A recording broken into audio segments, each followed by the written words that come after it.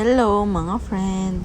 Ito ulam namin ngayon. Ayan nga, naglaga na ako ng tubig na may kamatis at saka sibuyas. Tapos may hawak nga pala ako dyan sili, dun sa tanim namin, kinuha ko yan.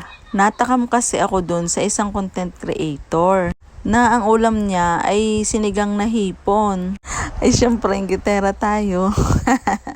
Ay di, ako ay bumili ng hipon at gusto ko rin akong magsigang. Dahil hindi naman tayo cook, ay di yan ay patsamba na naman. Ayan nga at inilagay ko na dyan yung hipon. Marami-rami din yung binili ko, halagang 200 pesos. Ang mahal ng hipon ha, 450 ang kilo.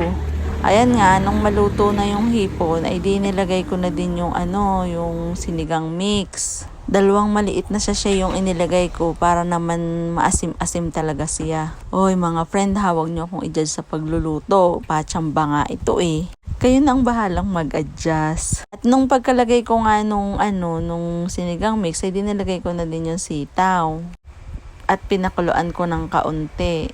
Abay, ako'y natatakam na diyan dahil naamoy ko na yung hipon dyan. Ang bango kasi ng amoy. At nung kumulo na siya, ay di sinunod ko na yung talong.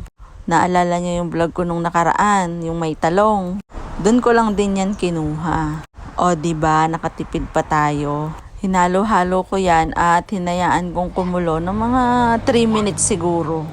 At nung medyo luto na yung sitaw at saka yung talong, ay di sinunod ko na yung pechay. Pechay kasi ang paborito kong inilalagay na dahon. Kapag sinigang yung ulam, kahit sa sinigang na baboy, ganun din. Yun ay natutunan ko nung yung friend ko sa Japan ay pag nagsisigang ay pechay ang inilalagay niya. Ay di ginaya ko, ay masarap naman pala talaga. Siya, luto na, kain tayo.